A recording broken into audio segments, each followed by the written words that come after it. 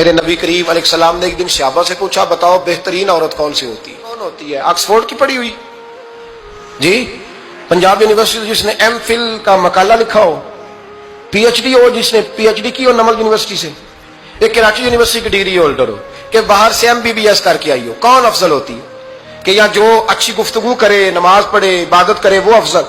کوئی تو ایسی وجہ ہوگی نا۔ صحابہ سے حضور نے سوال پوچھا تو صحابہ نے بھی مختلف جوابات دیے۔ کسی نے کہا حضور پنجگانہ نماز پڑھنے والی، اور میں بات تمہاری ٹھیک ہے پر تم میری مراد کو نہیں پہنچے۔ ایک نے کہا یا رسول اللہ صلی اللہ علیہ وسلم پردہ کرنے والی، فرمایا بات تمہاری ٹھیک ہے پر تم میری مراد کو نہیں پہنچے۔ ایک نے کہا حضور با پردہ عورت، فرمایا بات تمہاری ٹھیک ہے پر تم میری مراد کو۔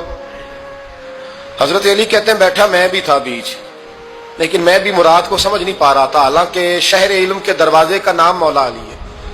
فرماتے ہیں اس وقت اللہ کی حکمت تھی کہ جواب کوئی اور دے، تو حضرت علی کہتے ہیں قد بھی میرا چھوٹا تھا، بیٹھا بھی میں پیچھے تھا، تو تھوڑی گردن اور جھکا کے نا تو میں نکل گیا اور فاطمہ کے حجرے میں پہنچ گیا۔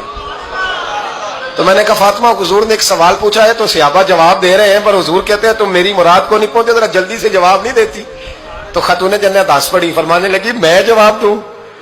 آپ کو بھی کہاں دیں جواب کا کیا؟ فرمانے لگے بتاؤ سب سے بہترین عورت دنیا کی کون سی، سب سے بہترین؟ تو جناب فاطمہ کہنے لگی سادہ سا جواب تھا، آپ لوگوں کو آیا کیوں نہیں؟ کہا چلو بتاؤ۔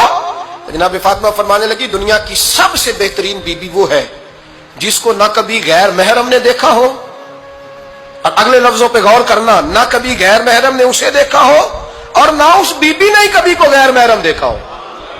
یہ کوئی پردہ نہیں کہ بی بی کہتی ہے جناب میں تو چہرہ ڈھانپ کے نکلی تھی، باقی میں دکاندار سب سے بات چیت کر آئی، سب کے چہرے دیکھ آئی۔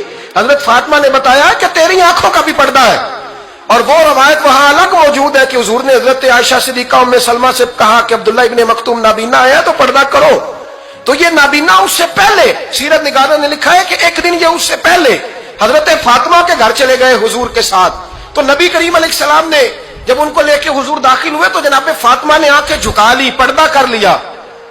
تو حضور نے فرمایا بیٹی وہ تو نابینا ہے، تو عرض کرنے لگی حضور مجھے تو نظر آ رہا ہے نا۔ یعنی حضور نے جو ازواج کو کہا وہ بات کی، جناب فاطمہ کا جو انداز ہے وہ نرالا ہے۔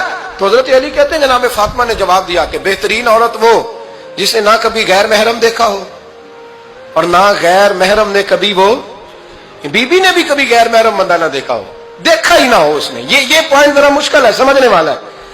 تو حضرت علی کہتے ہیں میں وہاں سے گردن جھکائی اور بیچ آ کے بیٹھ گیا، بات ابھی جاری تھی۔ حضور نے فرمایا آتا ہے کسی کو جواب؟ تو کہتے ہیں میں نے ہاتھ کھڑا کیا، میں نے کو حضور آتا ہے، تو حضور مسکرا پڑے، فرمایا چل بتا۔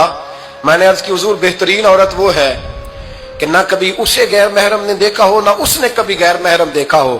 تو حضرت علی کہتے ہیں شاباش مجھے ملنی چاہیے تھی نا۔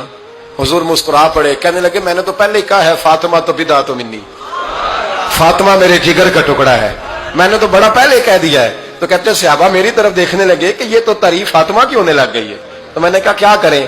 اس محبوب کو بتایا ہے جس کے لیے اللہ نے کوئی پردہ رکھا ہی نہیں، سارے پردے کھول دیے۔